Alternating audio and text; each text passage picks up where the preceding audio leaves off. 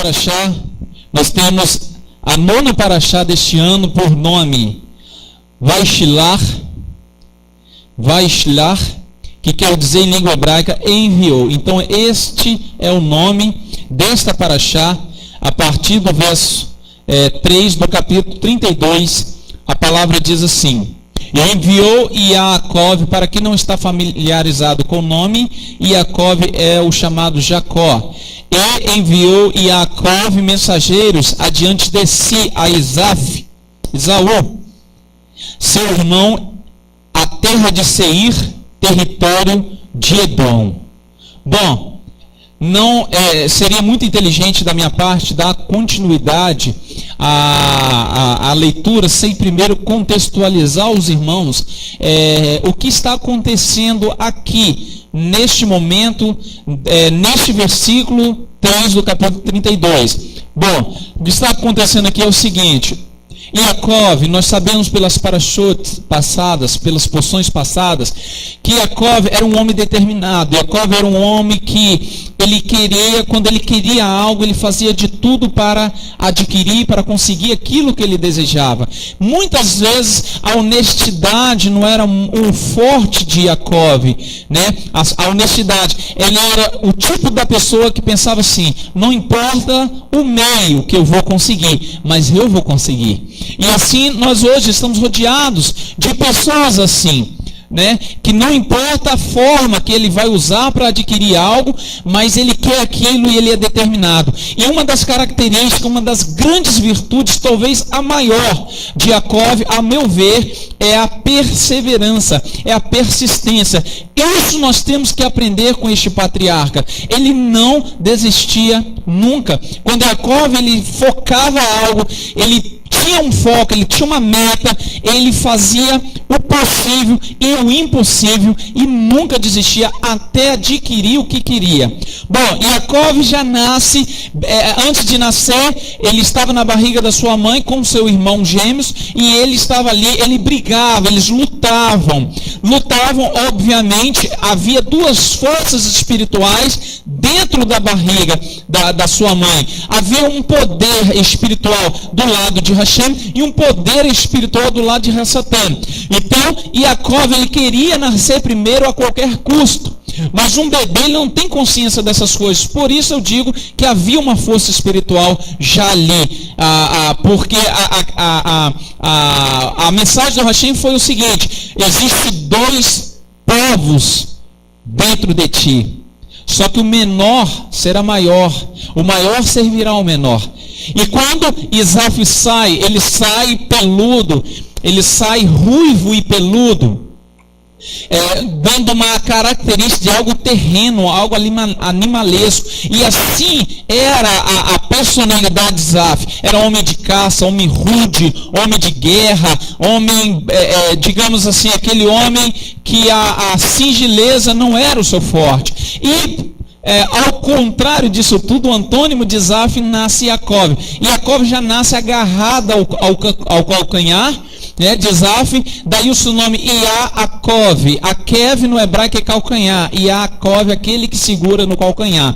A etimologia desta palavra sugere alguém que quer a qualquer custo nascer primeiro para receber a porção dobrada, porque os primogênitos recebiam porção dobrada e a bênção de governar o clã. Então Yaakov ele já nasce ali segurando no calcanhar de Isaf, e assim Yaakov era um homem de tenda, um homem que ficava na barra da saia de sua mãe, enquanto a preferência por Isaac era Isaf, porque a palavra diz que Isaac comia da caça de Isaac, de Esaú, e isso lhe agradava muito.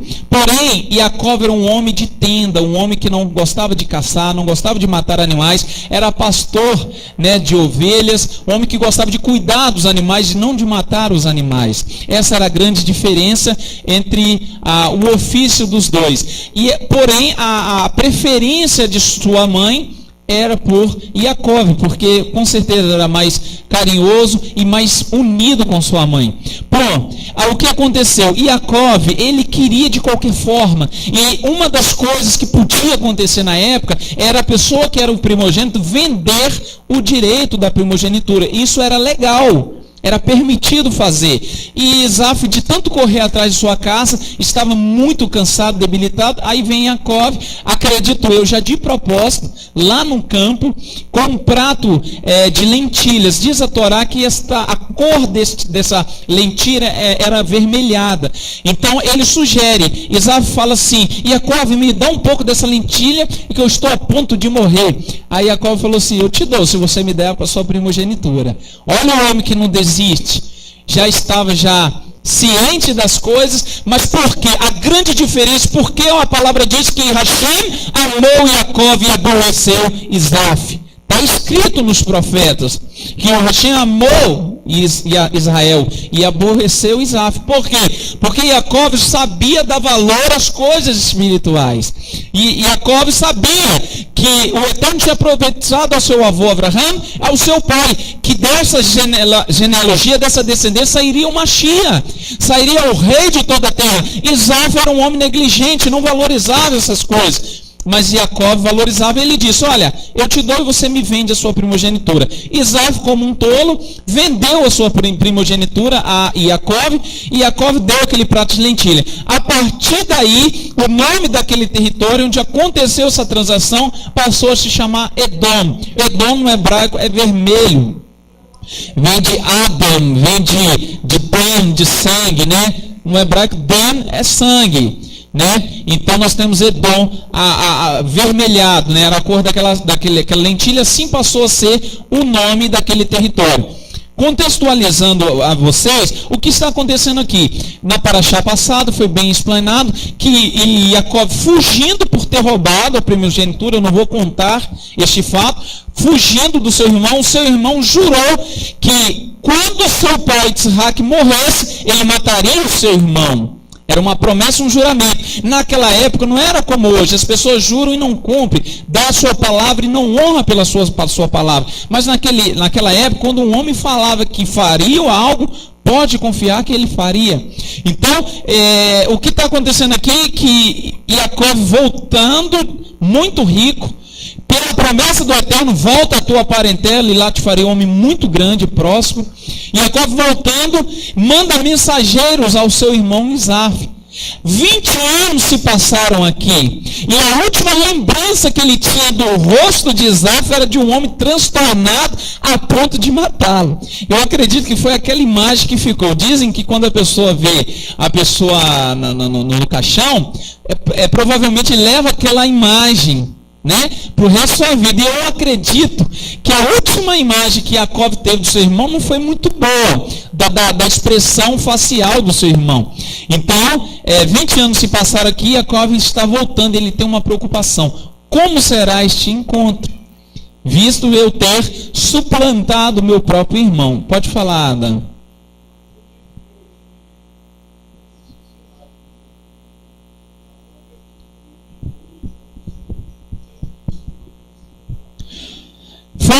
Foi uma transação legal. Agora, ele trapaceou de certa forma, é porque o seu nome quer dizer aquele que apega ao calcanhar. A etimologia que eles dão a esta expressão é assim: aquele que engana, aquele que usurpa. E eu não concordo de fato, eu não concordo com isso, porque simplesmente quer dizer aquele que apega ao calcanhar. Aquele que eu entendo pelo lado da perseverança, né? Agora, ele não agiu por meios legais quando ele botou uma pele de animal, quando seu pai já estava entrado em dias com os seus olhos cegos, e ele se disfarça de Esaú, vai lá, e o pai dele abençoa ele, pensando abençoar Isaf. Então, isso causou algo muito terrível na vida de Yaakov. Yaakov teve que fugir para longe da sua mãe, que ele tanto amava. Nunca mais ele viu a sua mãe. Quando Yaakov volta aqui depois de 20 anos, sua mãe já havia morrido. Então veja bem, ele fez aquilo, foi para uma terra distante, foi explorado pelo seu tio, porque aquele que engana também deverá ser enganado. Se hoje você rouba alguém, amanhã você será roubado. Então lá ele é enganado, trabalha 20 anos pela o seu tio explorando, e a sua mãe morre, ele nunca mais viu a face da sua mãe. O que está acontecendo? Esse retorno de Jacó não foi fácil, e foi assim a sua maior angústia que ele passou, porque ele tinha certeza que Esaú ia cumprir a promessa de matá-lo. Se o Eterno lá falou com a mãe que o menor iria governar o maior, o Eterno ia fazer, mas o homem ele tem mania de dar jeitinho para as coisas. O problema do ser humano é que quando o Eterno promete algo e ele aos nossos olhos está demorando, a gente começa a agir para que facilite e a gente complica. Porque o Eterno tem o seu tempo designado para agir. E muitas vezes Abraão tentou antecipar e criou um problema quando ele engravidou aquela escrava. Então, de uma forma ou de outra, o Eterno ia cumprir esta promessa. Não precisava dessa enganação, porque o Eterno não trabalha, com certeza, absolutamente falando, o Eterno não aprovou o que Jacó fez com seu pai. Isso ele não aprovou. E Jacó depois foi enganado lá pelo seu tio, e aquilo que eu falei na paraxá passada, ele teve 4 estágios espiritual. Vocês se lembram que eu falei? 4 etapas em sua vida que ele foi crescendo muito espiritualmente. Bom, então ele envia mensageiros a Isaf. A expressão, o nome dessa paraxá, vem do verbo shaliar, vem do verbo shalar. Daí originou a expressão shaliar. Shaliar quer dizer o quê? Enviado. Que os gregos, quando traduziram, colocaram apóstolo, Mas no hebraico a expressão é shaliar. Por isso a gente fala Shaul ha-shalia. Shaul ou enviado. Shaliar quer dizer alguém que foi enviado com um propósito fixo, com um objetivo fixo, nítido, principalmente em termos de contrato. Então essa expressão no hebraico, shaliar, eu acredito que é o termo-chave desta paraxá. Bom, o verso 4 e o verso 5 nos traz esta informação. E ordenou-lhes, dizendo: assim direis a meu senhor Isaque, assim diz Jacó, teu servo, como peregrino morei com Labão, me detive lá até agora, e tenho bois e jumentos, ovelhas, servos e servas, e enviei para o anunciar o meu senhor, para que ache résede aos seus olhos. Bom, Jacó aqui num tom de humildade, se colocando menor que Isaf, manda esse mensageiro, para que ache graça aos seus olhos. Essa expressão graça, ele usou rem no hebraico. Rem quer dizer para que ache favor, para que ache principalmente aceitação aos seus olhos. Então essa expressão, quando eles acham graça aos seus olhos, vem da expressão rem, que rem também é uma das palavras para hesed, tanto rem como hesed quer dizer favor, aceitação. Então ele manda um mensageiro com um tom de humildade, se colocando menor que o seu irmão, para já começar a amaciar o coração do seu irmão. E Jacó anuncia a Isaf, que era um homem muito rico, e que estava indo de encontro, estava voltando. No verso 7, Jacó se angustia muito por causa do verso 6, e os mensageiros voltavam a Jacó dizendo: fomos a teu irmão Isaf, e tendo ele também ele vem para encontrar 400 homens com ele. Era óbvio a intenção de Isaf, cumprir a sua promessa, porque ninguém vai encontrar com seu irmão com 400 homens. Era óbvio que Isaf viria a guerrear contra o seu irmão e cumprir a sua promessa. O verso 7 diz assim: então Jacó temeu muito, angustiou-se, e repartiu o povo que com ele estava, e as ovelhas, as vacas e os camelos em 2 bandos. Bom, primeira estratégia de guerra de Jacó. Jacó agora começa a se preparar para uma guerra. Ele divide o seu o seu povo em 2 grupos, em bandos. Daí vem a expressão Manaim, bandos ou 2 grupos armados para a guerra. A expressão Manaim traz dentro do seu embrião linguístico 2 bandos armados para a guerra, e passou o seu nome desse lugar Manaim. Então ele reparte o seu grupo em 2. Qual é o objetivo dessa estratégia de guerra? Se Isaf vencer o primeiro bando, o segundo escapa. E assim, a posteridade do Mashiach não estaria comprometida. Assim, a minha descendência estaria salva. Então, Isaf aqui e Jacob, ele está se preparando para o pior. Então, assim devemos ser também. Quando nós estivermos com uma jornada difícil, nós temos que preparar para o pior, mas agir para que o pior não aconteça. Essa foi a grande a lição que Jacob nos dá. Ele se prepara para o pior, mas faz o possível para que o pior não aconteça. Então, primeira estratégia de guerra, se dividir para ir de encontro ao seu irmão. No verso 9, a segunda estratégia que Jacob adquire, no verso 9, diz assim: disse mais Jacob, Elohim de meu pai Abraham, Elohim de meu pai Isaac, olharam que me disseste, torna-te a tua terra e a tua parentela, e far-te-ei bem. É menor sou eu que todas as beneficências e que toda fidelidade que fizeste ao teu servo, porque com meu cajado passei esse Arden, e agora me tornei em 2 bandos. Olha aqui, a segunda estratégia de Jacob: orar. A primeira foi se preparar para o pior. A segunda foi orar, buscar a confiança no Hashem. E nós temos que aprender. Nós temos que aprender a agir assim. Talvez você hoje pode estar passando por um momento muito difícil. Você tem que se preparar para o pior e tem que orar ao Hashem, para que o pior não aconteça, para que o Eterno tenha misericórdia. Olha o que Jacob fala aqui: Elohim de meu pai Abraham e de meu pai Isaac. Haja visto que o nome Elohim, o termo Elohim, era genérico. É genérico. E Jacob, ao orar, ele identifica qual Elohim ele está se pronunciando. E eu acho que nós deveríamos seguir esse conselho. Quando usarmos o termo Elohim, vamos identificar, porque existia muitos Elohais. E Jacob não era totalmente, o início da próxima paraxá, vocês vão ver que ele não era totalmente monoteísta, não. Ele permitiu a idolatria no meio do seu grupo. Tanto que lá na frente o Eterno manda e ele tira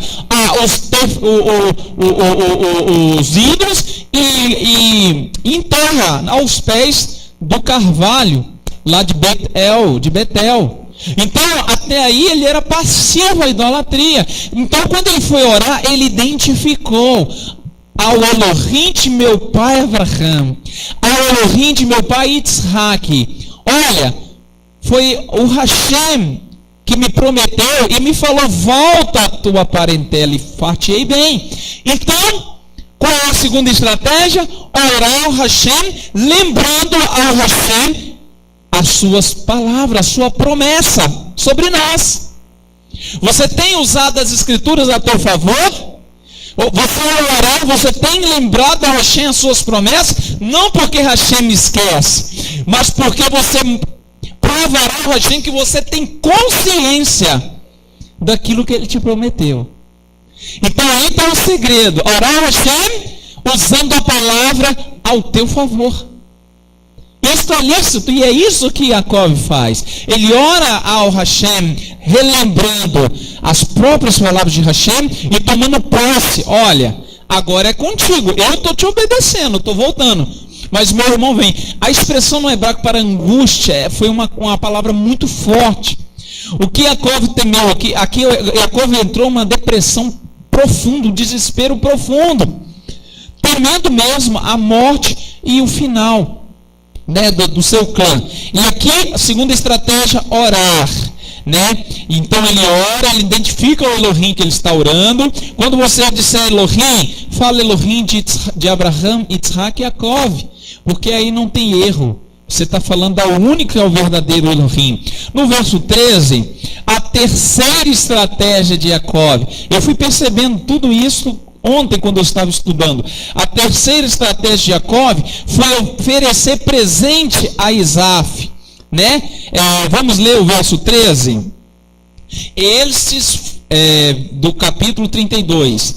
Ele passou ali aquela noite angustiado, né? E tomou do que lhe veio à sua mão um presente para o seu irmão Isaf. A expressão para presente aqui é minhá.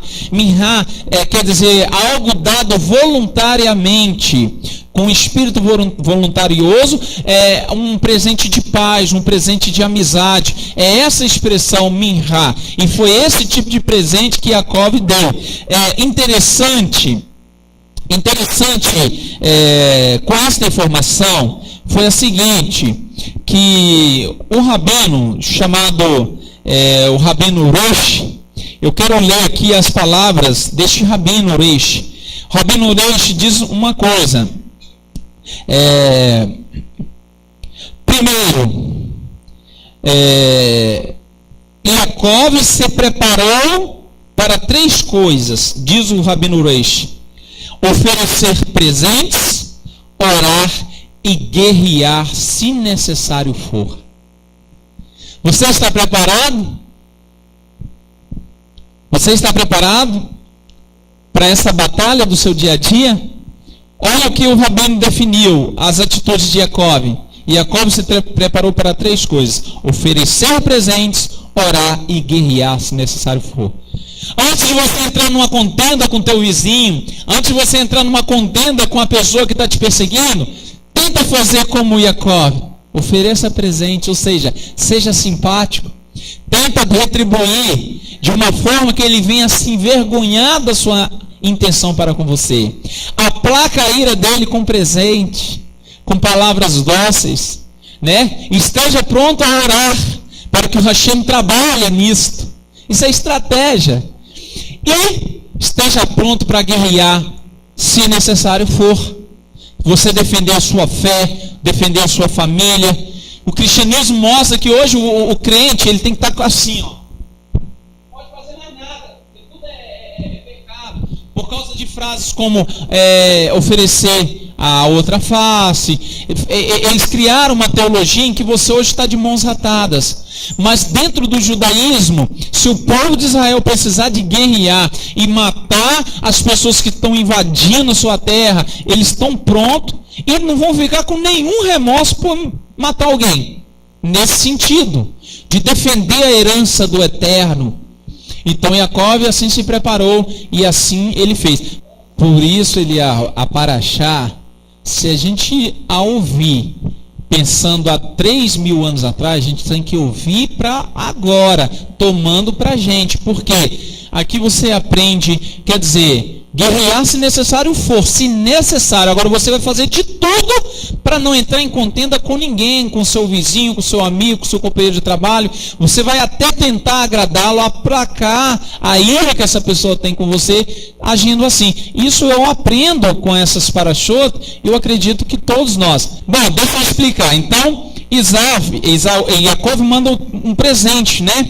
Olha o tanto de presente. Eu numerei aqui 200 cabras, 20 bodes, ou seja, 10% do rebanho fêmeo, né? É o macho, de macho, porque esses 20 bodes iriam cruzar com essas 200 cabras e iria preservar e garantir a prosperidade do seu irmão. Então, 200 cabras, 20 bodes, 200 ovelhas, 20 carneiros, para que os 20 carneiros cruzem com as 200 ovelhas, 30 camelas de leite com filhotes, 40 vacas, 10 novilhos para cruzar, né, com essas vacas, 20 jumentas e 10 jumentinhos, para que mais tarde eles possam também cruzar com as jumentas. Esse foi o presente. No verso 16 vai mostrar a 4ª estratégia de Jacó. Vamos ler o verso 16? Deixa eu agora, irmãos, passar para achar mais sem pausear, para que eu consiga concluir. Verso 16. O príncipe do capítulo 32 ainda. E Deus, na mão dos seus servos, cada rebanho à parte, disse a seus servos: passai diante de mim e ponde espaço entre rebanho e rebanho. Veja bem, Jacove, agora ele entra na quarta estratégia. Olha como que Jacove era um cara diferenciado mesmo. Ele conseguia as coisas, ele conseguia conseguir as coisas que ele queria. Na estratégia, olha só, ele não mandou os rebanhos tudo de vez. Ele divide rebanho por rebanho e vai. Qual é o objetivo? E dando tanta notícia boa a Esaú que aplacasse aquela ira. Já pensou você indo para guerrear, aí você tem uma notícia que a pessoa fez algo bom por você. Aí você fala: poxa, eu estava com a intenção de prejudicar aquela pessoa, mas ela... Aí você é perseverante, não, eu vou. Aí vem outra notícia boa, que a pessoa causou algo de bom para você. E você vai indo. Então, Jacove, ele preparou essa estratégia. E por que nós não podemos utilizar? Né? E aplacando a pessoa devagar, até a pessoa entender que você gosta dela, não é verdade? Então, tá aí para a gente aprender.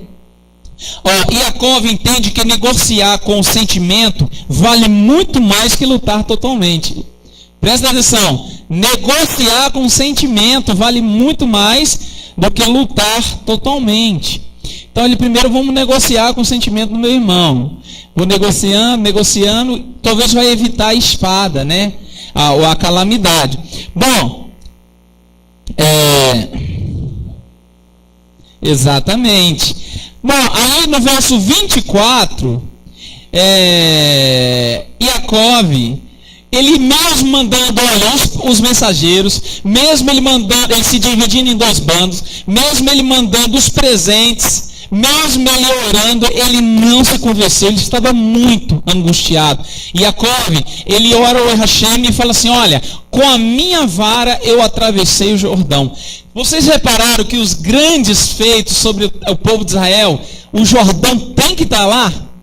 Tem um negócio com aquele córrego impressionante, porque ele fala com Hashem: com o meu cajado atravessei o Iarden, o Jordão, e agora estou de volta. Então, ele falando ao Eterno, o que ele fez? Ele vai para um vale e lá ele luta com um varão. Algumas Bíblias traz anjos, só que no original não tem a expressão anjo. O Eterno não diz que lutou com um anjo. A expressão no hebraico diz que lutou com Ish. Ish no hebraico é homem, é varão. Então ele lutou com um varão, com um homem de olhos, nariz, boca, e ele passa a noite lutando. Lá na frente eu vou explicar, porque esse varão também é chamado de um outro nome, e a gente vai tentar entender quem seja essa pessoa. E ele luta com esse varão. Vamos ler o verso 24 e o verso 25. Olha só a luta. 24. E Jacove, porém, ficou só. E lutou com ele um homem, até que a alva subiu. E vendo que este não prevalecia contra ele, tocou a juntura de sua coxa e se deslocou a juntura da coxa de Jacove, lutando com ele. Bom, os pregadores, os teólogos dizem que Jacove ficou aleijado para sempre. Eu não vejo isso na Torá. A Torá não diz que Jacove mancou para o resto da vida, diz que deslocou. E ele apareceu no outro dia mancando, mas não diz se era algo fixo e como eles querem dizer. Eu acredito que foi algo no instante, para que o anjo pudesse sair. Então, falar que ele ficou assim para sempre é ir além do que a Torá permite que nós vamos. Então, ele tocou, né, na juntura da sua coxa e destroncou, né, deslocou. No verso 25, 26, ele disse: deixa-me ir, porque já a alva subiu. Porém ele disse: não te deixarei ir, se não me abençoares. Olha a perseverança desse homem. O ser que Estava ali e Jacó agarrado, com certeza Jacó não estava esmurrando, não era nada disso, Jacó estava segurando, ele realmente era o homem que apegava o calcanhar mesmo, porque ele estava segurando ali e falou, só vou te soltar se você me abençoar. E o anjo não tinha ali, o anjo, a força do hábito, o ser, não tinha autoridade, ele não tinha ali, a autoridade tinha, mas ele não tinha permissão até aquele momento, não era a função do ser abençoar Jacó da forma que Jacó queria. E agora veja bem, muitas vezes a gente buscamos uma bênção, a gente busca uma bênção, e muitas vezes a gente desiste antes de começar. A gente acha muito difícil a coisa, mas vamos ser como Jacó, o nosso patriarca, né? Vamos segurar, ser persistente. Aqui ele diz assim, não se tu não me abençoares, verso 27, eu disse-lhe, qual é o teu nome? E ele diz, Jacó, aquele que apega ao calcanhar, aquele que não solta se não conseguir a bênção, né? Então disse, não te chamarás mais Jacó, mas Israel, pois como príncipe lutaste com Elohim e com os homens e prevaleceste. O nome Israel quer dizer assim, o reino de Elohim. O reino de Elohim. Agora, diz também que vem de uma frase, Kitsarita El. Kitsarita El, que quer dizer, aquele que luta com Elohim. Então, é o acróstico de Kitsarita El, abreviado, surge a expressão Israel. Israel, mais ainda importante, é que deu um nome profético. Você pega Israel em hebraico, se escreve com Yud, Shem, Rosh, Aleph e Lamed. Se você juntar essas letras, dentro do nome Israel está o nome dos 3 patriarcas e das matriarcas. Quer ver um exemplo? Vamos até em português dá certo, transliterado. O I de Israel se inicia o nome Yitzhak e Yaakov. O S de Israel temos o nome de Sara. Isra, o R de Israel, temos aí Rivka, né? Rivka, e temos também Rahel, né? Ou Rebeca, né? E Raquel. Isra, o A de Israel, nós temos Avraham. E o L de Israel, com L, temos Leia. Então, se você pega, você tem um nome em ordem. Isaac, Jacó, Sara, Rivka, Raquel, Abraham e Lia. Temos aí este nome. Em hebraico isso dá certo também, porque olha só, o Is de Israel é escrito com Yud. Yud é Yitzhak e Yaakov. O Is vem o Shem, que dá o som de S ou de SH, que é Sara, né? Temos aí o Isra, o Rosh, que é Rivka e Rachel, e temos também o Aleph, Isra com Aleph, que vai dar o som de Avraham, e o Lamet, que vai dar o som de Lia. Então aí no nome Israel está toda a prole, né? Da santidade ali, o nome dos 3 patriarcas e das matriarcas de Israel, neste nome abençoado. Então nós vemos em algumas partes das escrituras, pessoas tendo seus nomes mudados. Temos Shimon, Kefa, temos Avraham, a própria Sara, o próprio Yaakov, né, tem o seu nome mudado. Por que isso em alguns casos é necessário? Porque se a pessoa principalmente tem nomes de maldição, o Eterno põe o nome de bênção. E o Eterno troca o nome, dando uma nova identidade à pessoa, que no contexto judaico, o nome tem a ver com a missão que a pessoa vai realizar. Por isso, muitas vezes, você é batizada, não, vamos usar o termo correto, você é imergida ou imergido, e você ganha um nome novo. Você tem honrado o seu nome novo que você ganhou? Será que eu tenho honrado o nome novo que eu ganhei do próprio Hashem? Então, nós, quando somos imergidos e temos nosso nome trocado, nós temos nossa identidade trocada. Nós temos a nossa sorte mudada. E eu tenho que andar agora em novidade de vida. Gente, não é só questão de estética, nominal, mudar o nome. Não. É para mudar de vida mesmo. Tem que fazer diferença na minha e na sua vida. No capítulo 29 e verso 30 diz assim. No versículo 29, verso 30, diz assim: E Jacó lhe perguntou, e disse: Dá-me, peço-te, a saber o teu nome. Aí Jacó quer saber o nome do ser. E o ser diz assim: Por que me perguntas pelo meu nome? E abençoou-o ali. E chamou Jacó o nome daquele lugar Peniel, rosto, a face de Elohim, porque dizia: Tendo visto a Elohim face a face, a minha nefesh foi salva. Veja bem, segunda informação sobre o ser, ele é identificado como Elohim. Então, a primeira identificação é Ish, é homem, é varão. Segunda identificação da Torá, a gente tem que parar de presumir, tem que deixar a Torá ensinar. A segunda identificação, Elohim. Qual é o anjo que é intitulado Elohim e tem a aparência de varão? Nenhum.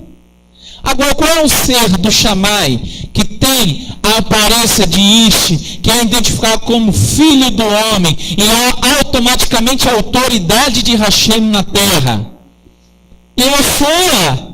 Jacob, ele luta ali com Yeshua sem sombra de dúvida.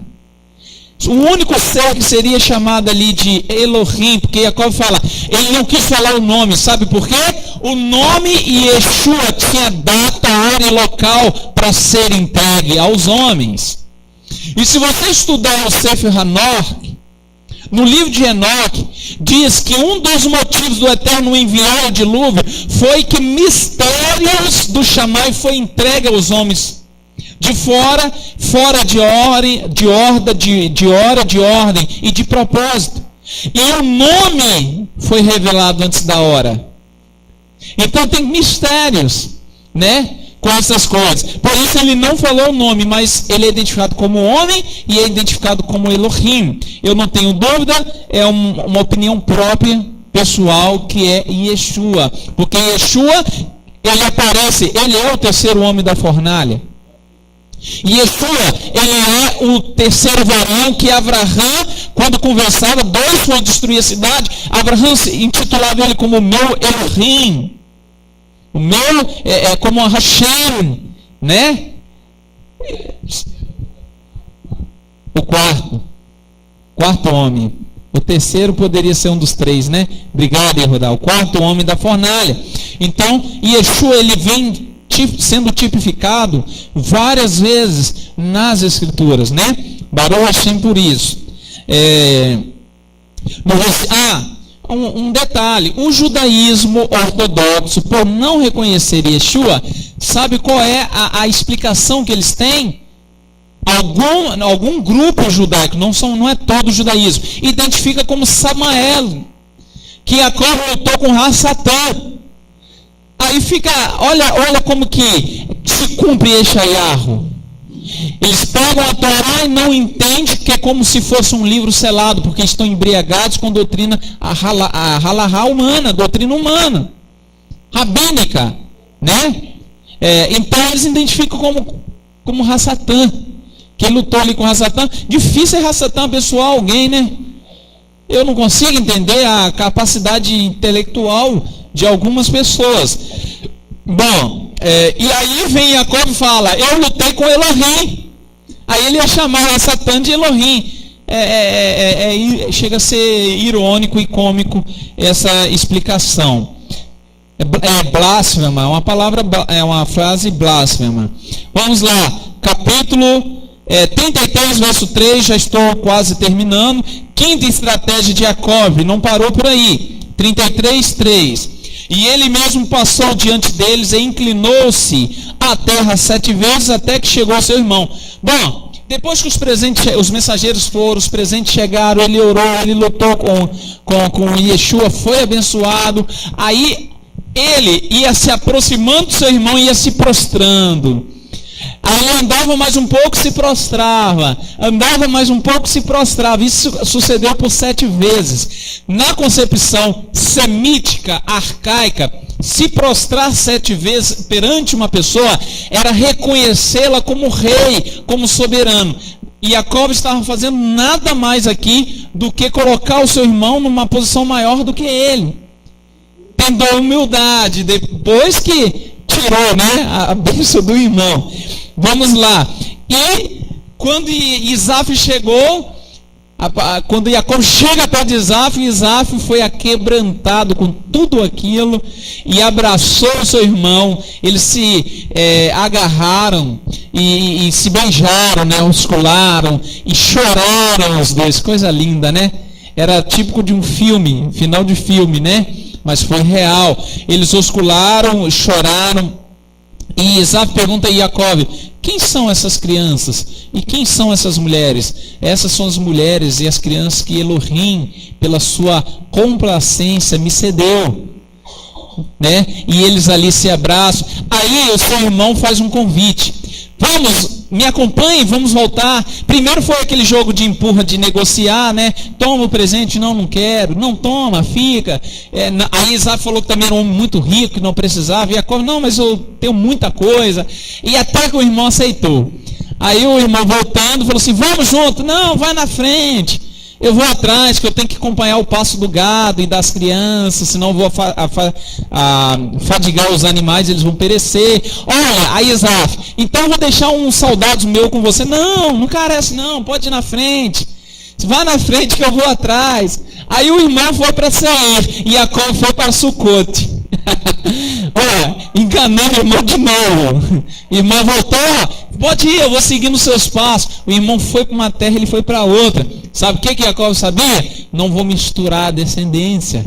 E Jacó foi para um lugar ali, ele edificou cabanas para o gado, para ele, e ele deu o nome àquela cidade de Sucote, né? De cabanas. E eu imagino que deve ser até o mês de Shirei.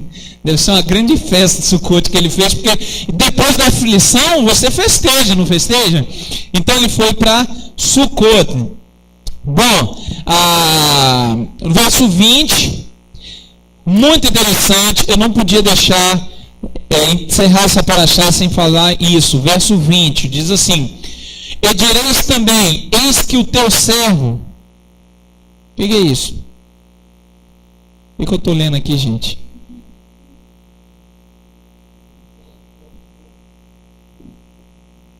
Não. Botei verso 20 aqui. Do capítulo. Deixa-me ver. Ele no verso. Não estou achando, irmãos. Sim. Do capítulo 35, verso 20. E Jacó pôs uma coluna sobre a sua sepultura. Esta é a coluna da sepultura de Rachel até o dia de hoje. Falando da morte de Rachel, né? E ele termina dizendo que ele edificou um altar ao Hashem e dá o nome deste altar de El Elohá Israel. El Elohá Israel. El é uma concepção arcaica de poder. A conotação que está sobre o termo El está poderoso. Então quer dizer, o poderoso Elohá, né, de Israel. Lembrando que Israel ainda não era um povo, então ele estava falando dele, profeticamente para o povo, falando dele. Assim, por extensão, ele escreveu: o meu Elohim poderoso, ou poderoso Elohim meu, né? E ele faz essa coluna naquele lugar, e Jacó, onde ele vai, ele erege uma coluna, e ele toma aquele território para o eterno, né? E no verso 36, no verso 35 diz assim, verso 35 diz assim: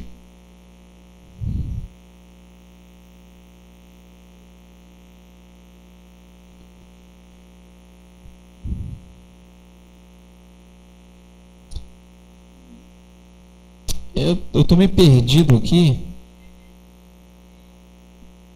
Diz que dá ficar anotando as coisas de noite. no verso 35, no capítulo 35, diz assim: tirai os ídolos do meio de vós, purificai-vos e mudai as vossas vestes. Presta atenção. O Eterno aparece a Jacó e diz: olha, edifica ali para mim um altar, Misbear, um altar na terra que se chamava Luz, né, que agora passou a chamar Bet El Cazelohim devido ao sonho. Edifica ali um altar para mim e se purifica. E Jacó vira para o seu povo, as suas mulheres, e diz assim: olha, tirai os ídolos. Então ele permitia até então essa idolatria. Tirai os ídolos do meio de vós, purificai-vos e mudai as vossas vestes. Lá na frente nós vamos ver que manda tirar as recadas das orelhas. Por quê? A forma de se vestir identificava o ídolo que se adorava. Eles colocavam arrecadas de ouro com símbolos daqueles ídolos, do sol, dos elefantes. Tinha deuses para tudo. Então ele falou: tirai os vossos ídolos, se purifiquem e mude as vossas vestes. Segunda vez, o Eterno promete manifestar o povo e manda o povo mudar as vestes. Uma vez foi com Moshe. Moshe não queria o anjo de Hashem, queria o próprio Hashem. Hashem falou assim: então purificai-vos, mudai as vossas vestes, para eu ver o que eu hei de fazer. Porque se eu for no meio de vós, desta forma eu vos consumirei. Então, as formas de se vestir conta muito para dizer quem nós somos. Fica uma deixa aí para as irmãs, né, que geralmente gostam de encolher, encurtar as roupas. Eu não tenho muito o que falar para os homens concernente a isso, mas para as mulheres, fique aí. Para os homens fica o quê? Tirar os ídolos e se purificar.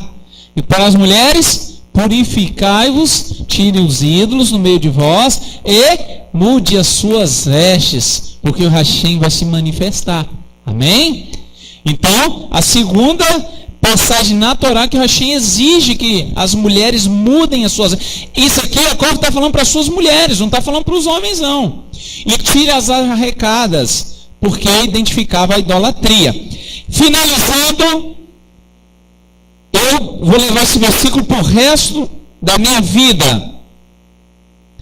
Ao Elohim, eu edificarei um altar ao Elohim que me ouviu no dia da minha angústia. Amém? E Jacó, ele diz isso porque ele se angustiou, subiu no vale e ele estava pronto ali, sabendo que a morte era certa. Ele fala: mude as vossas vestes, se purifiquem, se consagrem, porque eu edificarei um altar ao Elohim. Olha, tire os ídolos, porque eu edificarei um altar ao Elohim que me ouviu no dia da minha angústia. Baruch Hashem. Então, esse Elohim que ouviu Jacó é o mesmo de Abraão, é o mesmo de Isaac, é o teu Elohim. Então vamos edificar um altar ao Elohim que te ouviu no dia da sua angústia. Nós adoramos o Elohim vivo. Amém? Baruch Hashem. Que o Eterno abençoe cada um de vocês em nome do Hashem de Israel.